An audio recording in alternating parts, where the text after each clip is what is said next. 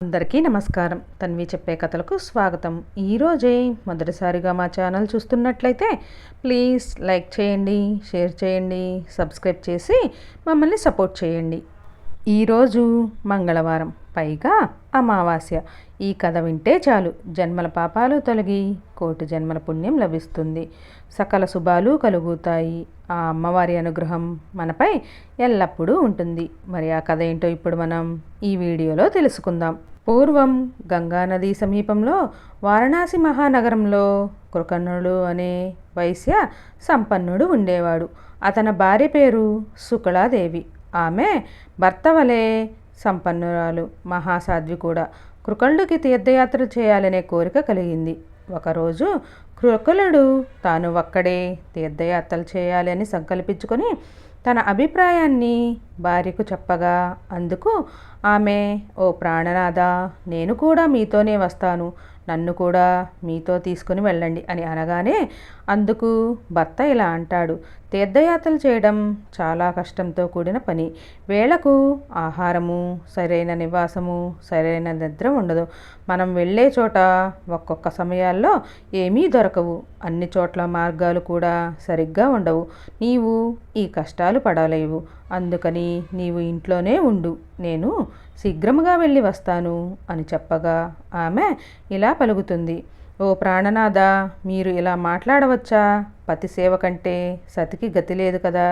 సతికి పతియే ప్రత్యక్ష దైవము. పతి పాద పూజయే భగవంతుడి పాద పూజ. పుణ్యకాంతలకు భర్త సేవయే ప్రధాన ధర్మము. కావున నీ నీడను ఎల్లవేళలా ఆశ్రయించి సేవించగలను. నన్ను ఒంటరిగా వదిలి వెళ్ళొద్దు అని పలుకుతుంది. భర్తకు శుక్లాదేవి అంటే అమితమైన ప్రేమ.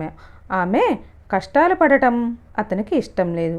అందుకే ఆ వైశ్యుడు అప్పటికి ఆ ప్రయాణాన్ని ఆపుకొని తరువాత కొద్ది కాలానికి భార్యకు చెప్పకుండా ఒకరోజు అర్ధరాత్రి సమయంలో తీర్థయాత్రకు బయలుదేరి వెళ్ళాడు. మరుసటి రోజు ఉదయమే భర్త కనిపించకపోవడాన్ని గమనించి ఎంతో బాధపడుతూ ఇలా పలికింది: అయ్యో నాదా, నేనేమి తప్పు చేశాను? నన్ను ఇలా ఒంటరిగా వదిలిపెట్టి వెళ్ళారు అని దక్కిస్తూ శుక్లాదేవి పతి వియోగాన్ని భరించలేకపోయింది. ఆ రోజు నుంచి విలువైన వస్త్రాలను ధరించడం మానేసి మలినమైన బట్టలను కట్టుకుంటూ నగలను కూడా పెట్టుకోకుండా తలను కూడా దువ్వుకోవటం మానేసింది. అంతేకాదు, అన్నం కూడా తినేది కాదు. పళ్ళను మాత్రమే తింటూ కటిక నేలపైన పడుకొని ఏకాంతవాసాన్ని గడుపుతూ ఉండేది. కొద్ది రోజులకే ఆమె శరీరం కృషించుకొని పోయింది. ఆమె పరిస్థితిని గమనించిన ఇరుగు పొరుగువారు ఆమెను ఓదారుస్తూ, అమ్మ, ధైర్యాన్ని కోల్పోకు, ఈ రోజు నుంచైనా కాస్త ఆహారం తీసుకో. ఇలా తినకున్నంత మాత్రాన నీ భర్త తిరిగిరాడు కదా. నీవు మంచి బట్టలు కట్టుకున్నంత మాత్రాన నీ పాతివ్రత్యానికి ఏమీ భంగము కళంకము రాదు కదా. నీ భర్త తీర్థయాత్రకు వెళ్ళారని అందరికీ తెలిసిన విషయమే. నీ భర్త కొద్ది రోజుల్లోనే తిరిగి వస్తాడు. నీవు అనవసరంగా దిగులు పడకు అని పలకగా శుక్లాదేవి ఇలా పలుకుతుంది: మీరంతా ఎందుకు ఇలా మాట్లాడుతున్నారు? పతి దగ్గర ఉంటేనే కదా ఆ అలంకారాలు. పతి దగ్గర లేనప్పుడు వనిత అలంకరించుకుంటే శవానికి అలంకరించుకున్న వస్తువుల వలె కళావిహీనమై ఉంటాయి. భర్త ఆనందిస్తే సర్వదేవతలు ఆనందిస్తారు. భర్త లేని సమయంలో అలా అలంకరించుకుంటే లోకులు నానా రకాలుగా మాట్లాడుకుంటారు. పాతివ్రత్యం నిర్వహించాలంటే భర్త లేని సమయంలో అలంకారాలు చేసుకోకూడదు. పాతివ్రత్యం చేయాలంటే భర్తను విడిచి ఉండకూడదు. పూర్వము ఇలాగే సుదేవ అనే ఒక మహాపతివ్రత అలాగే చేసింది. తన భర్తకు వేటకు వెళ్తే తనతో పాటు వెళ్ళి ఆమె కూడా వినోదించేది. అప్పుడు అక్కడ ఉన్నవారు ఆ పతివ్రత గురించి సవివరంగా వివరించమని కోరగా శుక్లాదేవి ఈ విధంగా చెప్పడం మొదలుపెట్టింది: పూర్వము సూర్యవంపు రాజుల్లో ఒకడు ఇక్ష్వాకు. అతను అయోధ్య నగరాన్ని పరిపాలిస్తూ ఉండేది.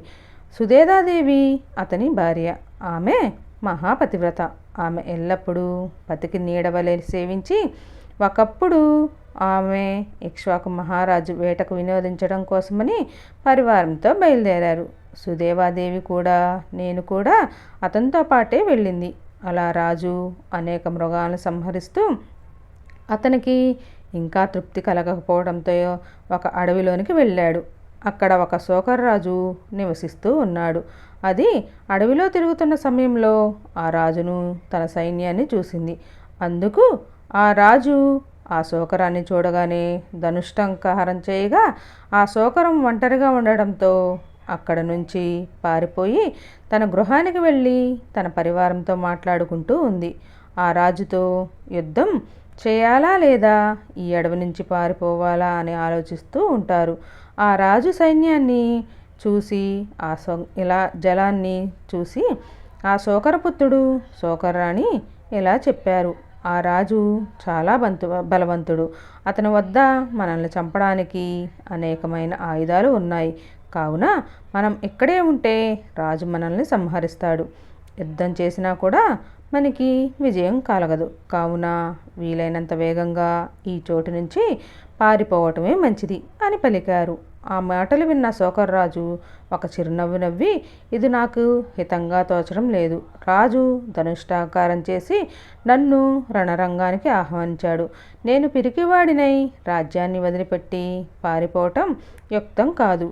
రణం జయిస్తే మన రాజ్యం మనకే, ఇంకా కీర్తి ప్రతిష్టలు వస్తాయి. కాదు, రణంలో మనం మరణిస్తే దీర్ఘ స్వర్గప్రాప్తి కలుగుతుంది. కావున రణానికి వెళ్దాము. మీరందరూ ఉత్సాహంగా యుద్ధం చేసిన జయము నిత్యము అను రాజు పలకగానే అందుకు అందరూ అంగీకరించారు. శోకర్రాణి కూడా ఆ యుద్ధానికి బయలుదేరి వెళ్ళింది. ఆ తర్వాత రాజుకి శోకర్నికి మధ్య భీకర యుద్ధం జరిగింది. చివరికి రాజు చేతిలో శోకరం మరణించింది. మరణించిన వెంటనే రాజు అది ఒక దివ్యమైన రూపాన్ని పొంది ఆకాశంలోనికి అదృశ్యమైంది. ఆ సంఘటనను చూసి అక్కడున్న రాజు సైన్యం ఆశ్చర్యపోయింది. తన పతి మరణించడాన్ని చూసి శోకరరాణి కూడా ఎంతగానో బాధపడింది. తీవ్రమైన ఆవేశంతో రాజసేనలపై పడి వాటిని చెల్లాచెదురు చేసి కొంతమంది సైన్యాన్ని చంపగా వారు కూడా ఆడశోకరంపై బాణాలను వేశారు. ఆ తాకిడికి అది తట్టుకోలేక సొమ్మసిల్లి పడిపోయింది. రాజు దాని పరిస్థితిని చూసి జాలిపడి ఇక ఆడశోకరాన్ని వదిలిపెట్టండి అని పలికాడు. తరువాత సుదేదాదేవి దాని పరిస్థితిని చూసి శోకరం దగ్గరకు వెళ్ళి చల్లని నీళ్లు ఆమె ముఖంపై చల్లి సేద తీర్చింది. తరువాత కొద్దిసేపటికి మేల్కొన్న శోకరం సుదేదాదేవిని చూసి ఎంతగానో సంతోషించి, తల్లి, చల్లని నీ చేతి స్పర్శ వల్ల ఈయన పాప కలుషితమైన దేహం పవిత్రమైంది. నీవు మహాసాధ్వి. నీ దర్శనం నాకు పుణ్యప్రాప్తి దేవి. నీ మంగళం మగుగాక అని పలికింది. ఒక పశువు మనిషి భాషలో ఇలా మాట్లాడటం చూసి ఆశ్చర్యపోయి సుధాదేవి భర్తతో ఇలా అంటుంది, చూశారా, అది మనిషిలా మాట్లాడుతుంది అని అనగా అప్పుడు అతను ఆశ్చర్యపోయి ఇలా అన్నాడు, అసలు ఈ శోకరం మనిషిలా మాట్లాడటం ఏమిటో, ఈ మగ శోకరం మరణించిన తర్వాత ఒక దివ్యమైన రూపాన్ని పొంది ఆకాశాల్లోనికి వెళ్ళడం ఏమిటో, వీటి పూర్వజన్మ వృత్తాంతం ఏమిటో కనుగొనమని చెప్పాడు. అందుకు సరేనని సుదేదాదేవి ఆ శోకర్రాన్ని తన వృత్తాంతం ఏమిటో చెప్పమని కోరింది. అమ్మ, మేము మహాపాపాత్ములము. మా వృత్తాన్ని వింటే పాపము తప్ప వేరే ప్రయోజనం లేదు. కానీ మీ వంటి మహాసాధ్వి కోరింది కాబట్టి చెప్పకుండా ఉండడం తప్పు. నీవు మా పాప చరిత్ర విన్నంత మాత్రానే మా పాపాలు నశిస్తాయి. మాకు ఉత్తమ గుణాలు కలుగుతాయి. నాకు పూర్వజన్మ జ్ఞానం కొంతవరకు ఉంది అని ఇలా చెప్పడం మొదలుపెట్టింది. పూర్వజన్మలో ముందుగా శోకర్రాజు వృత్తాంతాన్ని చెప్తాను విను అని ఉత్తర దిక్కున మేరు పర్వతం ఉంది. ఆ పర్వత ప్రాంతాల్లో పులత్పుడు అనే ఋషి తపస్సు చేసుకుంటూ ఉన్నాడు. రంగ విద్యాధరుడు అనే గంధర్వుడు ఆ గిరిని సమీపించి పులత్తుడు ఉన్న ప్రదేశంలోనే మధురగానం చేయడం మొదలుపెట్టాడు. ఆ గానం పులత్తుడి తపస్సుకు భగ్నం చేసింది. మహర్షి రంగ ఆ విద్యాధరుడితో ఇలా అన్నాడు, నాయనా, నీ గానం అత్యద్భుతం. దేవాది దేవతలను కూడా నీ ముగ్ధుణ్ణి చేస్తుంది. కానీ నీ గానం నా తపస్సుని భంగపరుస్తుంది. కావున ఈ చోటులో కాకుండా వేరొక చోటికి వెళ్ళి గానం చేసుకో అని వేడుకున్నాడు. అతని తపస్సుని భంగం చేయించడానికే ఇంద్రుని పన్నిన కుట్రాది ఆ రంగ విద్యాధరుడు మహర్షితో ఇలా అన్నాడు. మహర్షి, నా గానం నీ తపస్సుని భగ్నపరుస్తుందా? 4 వేదాలు సైతం గానంపైనే ఆధారపడి ఉన్నాయి. ఇలాంటి గానాన్ని మీలాంటి మునులు నిందించడం న్యాయమేనా అని పలకగా, అందుకు పులత్తుడు, ఓయి, నేను నీ గానాన్ని అవమానించలేదు. గీతం సకల ఆనందదాయకమే అనే మాట వాస్తవమే, కానీ అది తపస్సు చేసుకునే వారికి విరోధి. మనోనిశ్చల లేకపోతే తపస్సు కొనసాగించడం కష్టం. కావున నీవు ఈ చోటి నుండి వేరొక చోటికి వెళ్ళు, లేదా నేనే ఎక్కడికైనా వెళ్ళి తపస్సు చేసుకుంటాను అని చెప్పాడు. మునేంద్ర, నీవు ఇంద్రియాలను జయించిన వాడివి. శబ్దం విన్నంత మాత్రాన నీ తపస్సుకు భంగం కలుగదు. అది ఏపాటి తపస్సు? నా గీతాన్ని అడ్డగించటం ఎవరికీ సాధ్యం కాదు. నీకు అంత కష్టంగా ఉంటే నీవే వేరొక చోటికి వెళ్ళమని చెప్పాడు. ఆ ముని ఆ మాటలు విని ముందు కోపగించుకున్న తర్వాత తన కర్తవ్యాన్ని గుర్తుకు తెచ్చుకొని మరొక చోటకు వెళ్ళి తపస్సు చేయడం ప్రారంభించాడు. తపస్సు చేసే ప్రదేశాన్ని కూడా రంగ విద్యాధరుడు కనిపెట్టి శోకర్ రూపాన్ని దాల్చి అతని ఆశ్రమానికి వెళ్ళి అతన్ని తన ముట్టితో ముట్టుకుంటూ ఆశ్రమంలో మలమూత్రాదులు చేస్తూ పులస్సుని ముని ఇబ్బంది పెట్టడం మొదలుపెట్టాడు. అప్పుడు ఆ ముని యోగదృష్టితో ఆ రంగ విద్యాధరుడే ఈ పంది అని గ్రహించి కోపం మనస్కుడై ఆ పంది రూపంలోనే ఉండమని శపించాడు. వెంటనే ఆ శోకముని గొల్లున ఏడుస్తూ ఇంద్రుడి వద్దకు వెళ్ళి, పురందర, నన్ను రక్షించు, ఈ పాపదేహం నుండి నాకు విముక్తి కల్పించు అని వేడుకున్నాడు. అప్పుడు ఇంద్రుడు ఆ మాటలు విని ఆ వరాహాన్ని వెంటబెట్టుకుని వెళ్ళి పులస్సును క్షమించమని కోరాడు. అప్పుడు ఆ మహర్షి హృదయం కరిగిపోయి, నీవు ఇంతగా వేడుకోవడం వల్ల అనుగ్రహిస్తున్నాను అని సూర్యవంశంలో వైవస్వత మనువుకు ఇక్ష్వాకు మహారాజు జన్మిస్తాడు. అతను వేటకు వచ్చినప్పుడు ఈ వరాహాన్ని సంహరిస్తాడు. అప్పుడు దీనికి పశుజన్మ నశించి దివ్యమైన దేహభాగ్యం కలుగును అని శాప విమోచనాన్ని అనుగ్రహించాడు. నేడు అతనికి మంచి రోజులు వచ్చాయి. అమ్మ, మీరు అడవికి రావడం, అతన్ని సంహరించడం జరిగింది.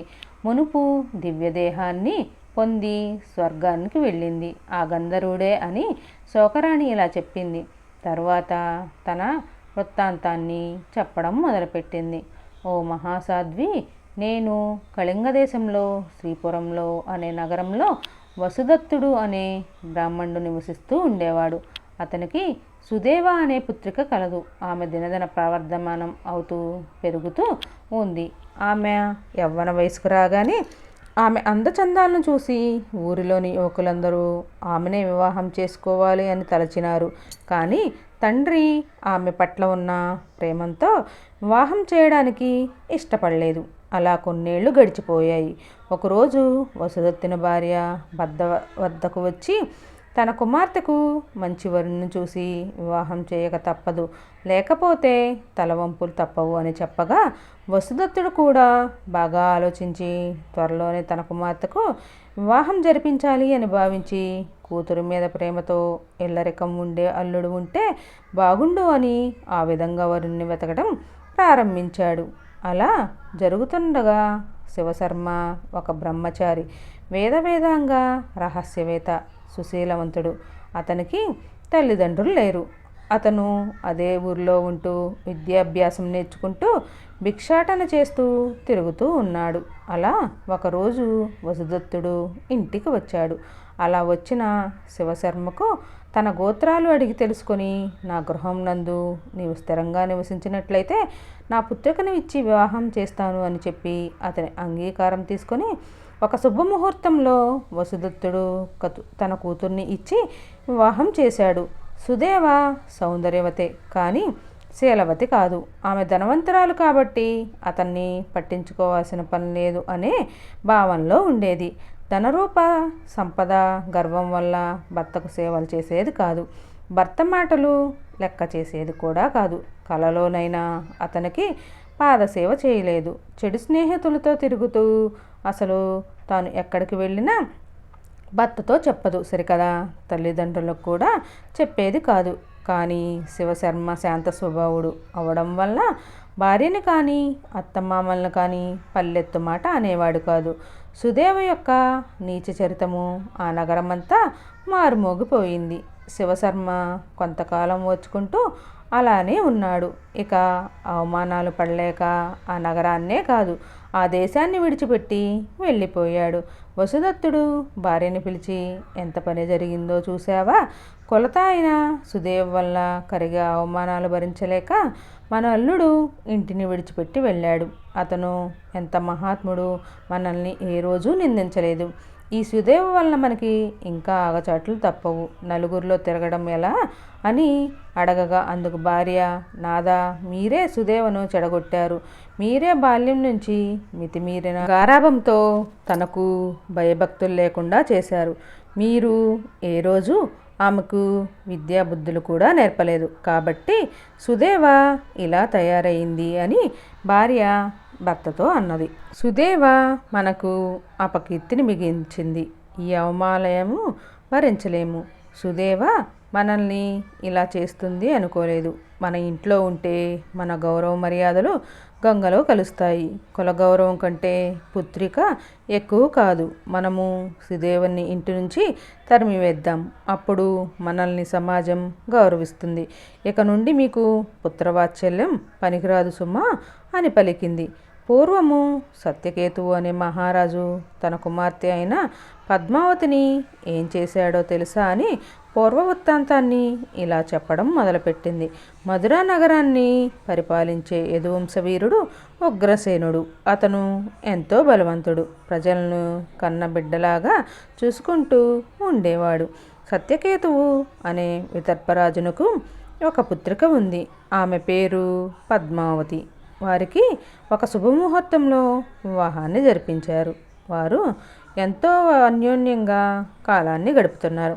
ఒకరోజు విదర్భరాజు తన పుత్రిక అయిన పద్మావతిని చూసి చాలా కాలమైందని ఆమె పట్ల బెంగ పెట్టుకొని ఒకసారి ఆమెను చూడాలి అని తలచి ఉగ్రసేనుని వద్దకు ఒక దూతను పంపించారు. దూత తెచ్చిన వర్తమానం విని పుత్రిక పట్ల తండ్రికి వాత్సల్యం ఉండడం సహజమే కదా అని అనుకొని మర్యాదపూర్వకంగా పద్మావతిని తండ్రి ఇంటికి పంపించాడు. విదర్భావతి సత్యకేతువు తన కూతుర్ని చూసి చాలా సంతోషించాడు. పద్మావతి కూడా తన పూర్వపు బాల్యస్మృతుల్ని గుర్తు చేర్చుకొని ఎంతగానో సంతోషించింది. ఆమెకు దొరికిన అవకాశాన్ని వినియోగించుకొని ఆమె స్వేచ్ఛగా పూర్వపు పద్మావతి వలె రోజులు క్షణాలలాగా గడపడం సాగింది. చెల్లెలతో కలిసి ఉపవనాల్లో క్రీడిస్తూ ఉంది. ఎంతకాలం గడిచినా ఆమె పుట్టిల్ని వదిలి భర్త ఇంటికి వెళ్ళాలి అనే ఆలోచనే రాలేదు. అలా కొద్ది రోజులు నెలలు గడిచిపోయాయి. ఒక రోజున పద్మావతి పర్వత ప్రాంతానికి విహారానికై వెళ్ళింది. సకులతో కలిసి జలక్రీడలు ఆడుతూ ఉండగా ఒక దైత్యుని కంట పడింది. ఆ రాక్షసుడి పేరు గోవిలుడు. కుబేరుడికి సేవకుడు. అతను ఆకాశ మార్గంలో తన దివ్య విమానంలో విహరిస్తూ ఉండగా జలక్రీడలు ఆడుతున్న పద్మావతి కనిపించింది. గోవిలుడు అలాగే క్షణం పాటు దివ్యజ్ఞానంతో పలికించి ఆమె విదర్భరాజపుత్రి మధురుడు ఏలే ఉగ్రసేనుని భార్య పతివ్రత ఆత్మబలంతో నివసించేది అని తెలుసుకొని ఎవ్వరికి అందరాన్నదే అని గ్రహించాడు. కానీ ఆమెను వాచించాడు. అతని వెంటనే కపట వేషధారి అయి అన్ని విధాలా ఉగ్రసేనును పోలి ఉండేలా మారిపోయాడు. వయస్సు, స్వరం, నడక, పలుకు, వస్త్రధారణ ఏ అంశంలోనైనా అతడు ఉగ్రసేనుడే అన్నట్లుగా రూపాన్ని ధరించాడు.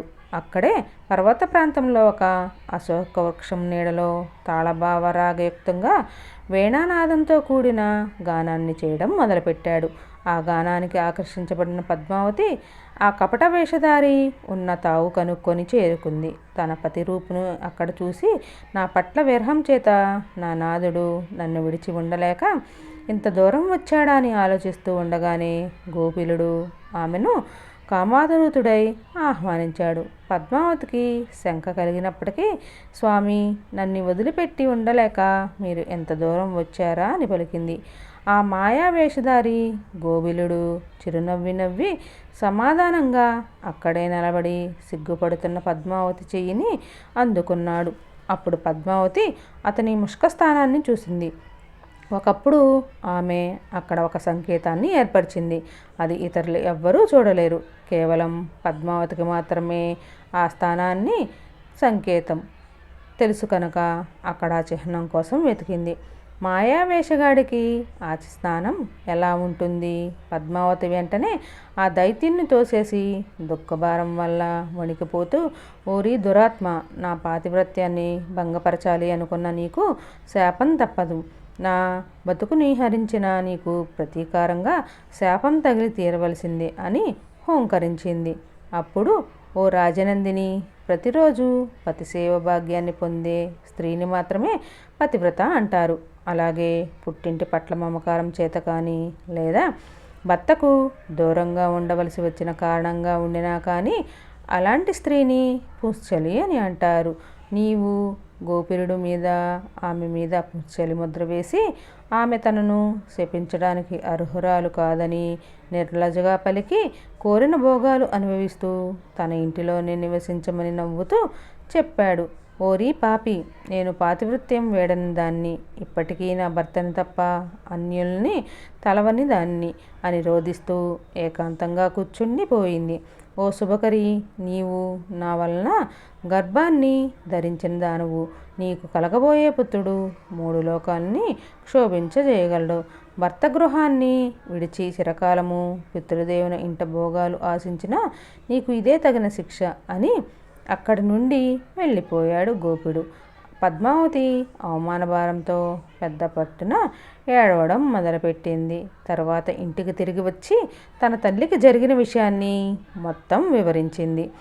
కూతురికి జరిగిన అన్యాయం గురించి ఆమె తన భర్తకు నివేదించి అంతా విన్న దర్భరాజు మహా దుఃఖాన్ని పొంది ఇంకా ఏమీ చేయజాలక కర్తవ్యాన్ని ఆలోచించాడు. శుతదోషాన్ని కప్పిపుచ్చి ఆమెను మధురా నగరంలోని భర్త గృహానికి చేర్చడమే శ్రేయస్కరం అని భావించాడు. వస్త్రాలు, వాహనాలు ఇచ్చి పరివారంతో పాటు ఆమెను మధురా నగరానికి పంపించాడు. ధర్మాత్రుడైన ఉగ్రసేనుడు పద్మావతి రాకతో ఎంతగానో సంతోషించి ఆమెతో సుఖ సంతోషాలను అనుభవించాడు. 3 లోకాలను క్షోభింపజేసే పిండం పద్మావతి గర్భంలో పెరుగుతుందన్న కొద్దీ ఆమెలో ఆందోళన పెరగసాగింది. ఆ గర్భానికి కారణం ఎవరో పద్మావతికి మాత్రమే తెలుసు కనుక నాసికుడు దుష్టుడైన పుత్రుణ్ణి తన ఉదరమందు మోయడానికి ఆమె మనస్సు అంగీకరించలేదు. అందుచేత ఆమె గర్భపాతం కోసం ప్రయత్నించసాగింది. గర్భాన్ని పోగొట్టుకోవడానికి ఆమె ఎన్నో ఉపాయాలు, ఔషధాలు ఆలోచించింది. కానీ అవేమీ పనిచేయలేదు. దానవధారణ గర్భం పెరుగుతూనే ఉంది. కొన్ని దశాబ్దాల పాటు పెరిగిన ఆ గర్భం వల్ల పుట్టినవాడే కంసుడు. గోపిల దైత్యుడు చెప్పినట్లుగానే అతడు 3 లోకాల వారిని గడగడలాడించి అసుడు అయ్యాడు. కొంతకాలం తర్వాత వసుదేవునిచే వధింపబడి మోక్షాన్ని పొందాడు. ఈ కథ అంతా శోకరి ఆ రాజదంపతులకు తన పూర్వజన్మగాథను వివరిస్తూ చెప్పిన ఉగ్రసేనుని ఇతిహాసము. ఈ చరిత్రను చెబుతూనే తన కథను ఇలా కొనసాగించింది. ఓయి ఇక్ష్వాకు రాజేంద్ర, ఈ విధంగా నా తండ్రి నన్ను దగ్గరకు పిలిచి సకల ఆభరణాలు, వస్త్రాలు ఇచ్చి నా పాపపు చేష్ట వల్లనే కులదోషం కలిగిందని, నా దుశ్చర్య వల్లనే పతిదేవుడు శివశర్మ ఇల్లు వదిలిపెట్టి వెళ్ళిపోయాడు అని చెప్పి నన్ను బయటకు నిర్మోహమాటంగా తరిమివేశాడు. నా తల్లిదండ్రులే నన్ను అలా నిర్దాక్షిణ్యంగా విడిచిపెట్టిన తర్వాత నేను ఇక ఎక్కువ కాలం వారిని బాధింపదలచలేదు.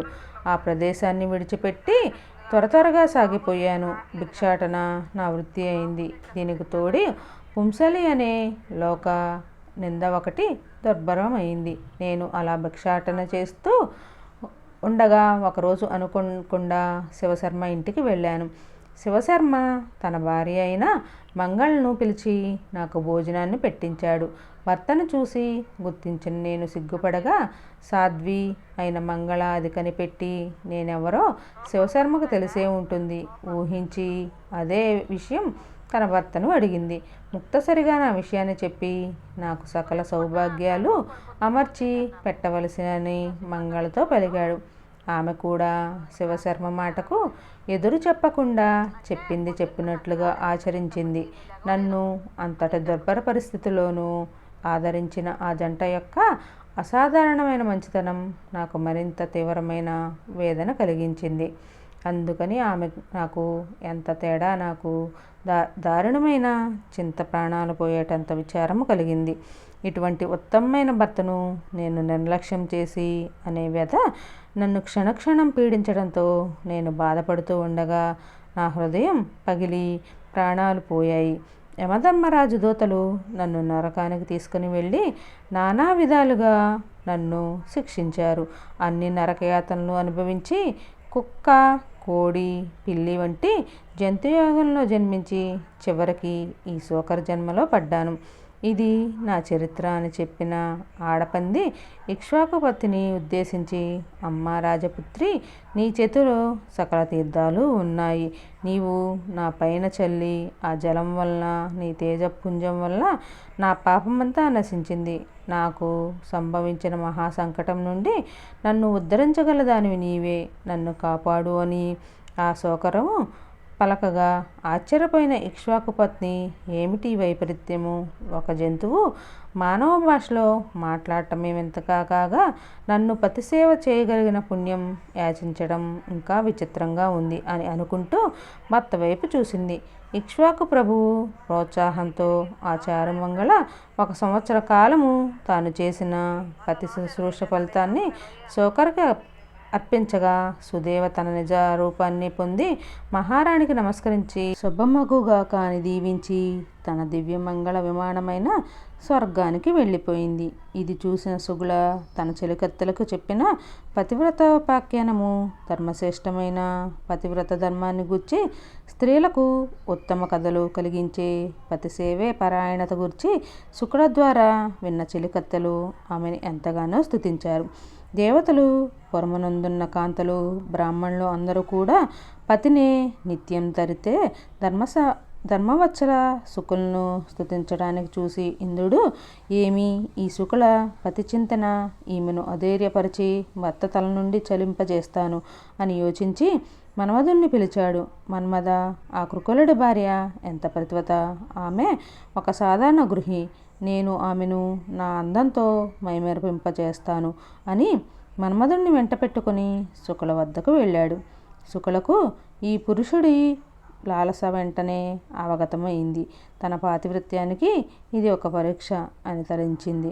నన్ను అనుభవించే కోరికగల ఇతంతో అద్భుతంగా మాట్లాడి అని నిర్ణయించుకుని తన దృఢ నిశ్చిత్తాన్ని అతనికి విశదపరచడానికి సంయుక్తురాలు అయ్యింది. శుకుల ఇంద్రుడితో ఇలా పలికింది, నా భర్త భౌతికంగా మాత్రమే యాత్రకు వెళ్ళాడు అని అనుకుంటున్నారా? మానసికంగా నన్ను వెంట పెట్టుకుని వెళ్ళాడు.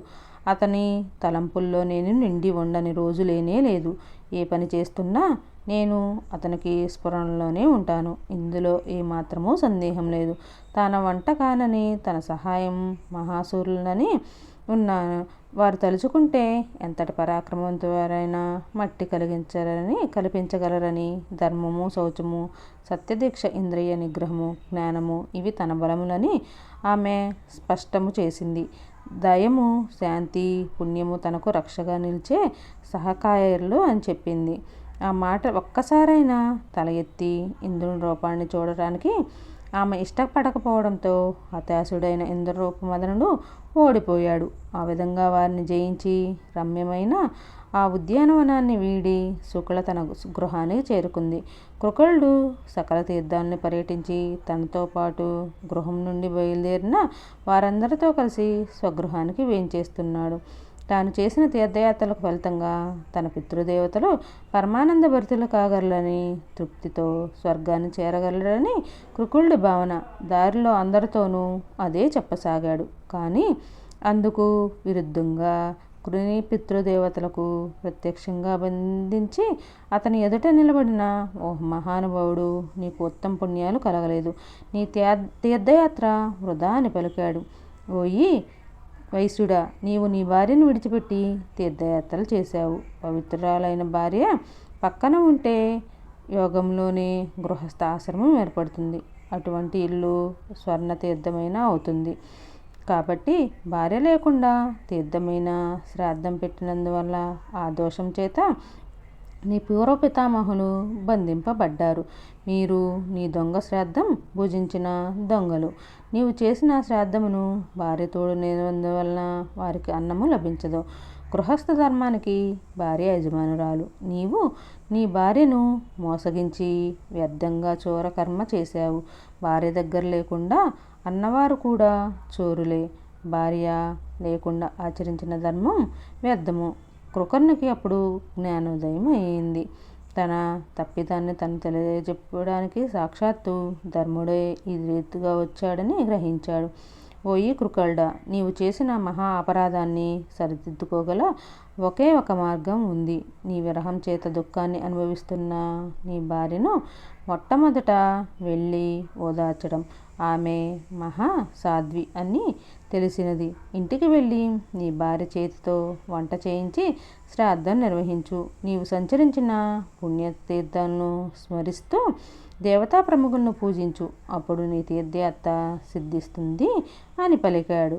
అప్పుడు ధర్మరాజు తన గృహానికి తిరిగి వెళ్ళి ధర్మరాజు ఆదేశించిన ప్రకారం భార్యను ఓదార్చి తనకు ధర్మరాజు ఉపదేశించినట్లుగానే భార్యతో కలిసి పవిత్రమైన శ్రాద్ధాన్ని ఆచరించాడు. బ్రహ్మాది దేవతలు అక్కడికి వచ్చి కృకళ శుక్ల దంపతులు శ్రాద్ధాచరణకు ఎంతగానో ఆనందించి ఏం వరం కావాలో కోరుకోమన్నారు. అలాగే శుక్ల యొక్క పాతివ్రత్య పరీక్ష గురించి ఎంతగానో ప్రశంసించారు. త్రిమూర్తుల పట్ల తన భక్తి చెక్కు చెదరకుండా ఉండాలని అంత్యమున విష్ణులోకానికి భార్య సహితుడుగా తాను కూడా చేరాలని కోరుకున్నట్లుగా వరాన్ని అడిగాడు. త్రిమూర్తులు వారికి ఆ వరాలు అనుగ్రహించి అంతర్ధానం అయ్యారు. ఎవరైతే ఈ శుక్ల చరిత్రను వింటారో భార్యాభర్తలకు ఎడబాటు కలగదు. స్త్రీకి ప్రాతినిధ్యం సిద్ధించి పుత్ర పౌత్రాభివృద్ధిగా ఎదగలరు. సుఖించమని విష్ణుదేవుడు ఫలశ్రుతిని చెప్పాడు.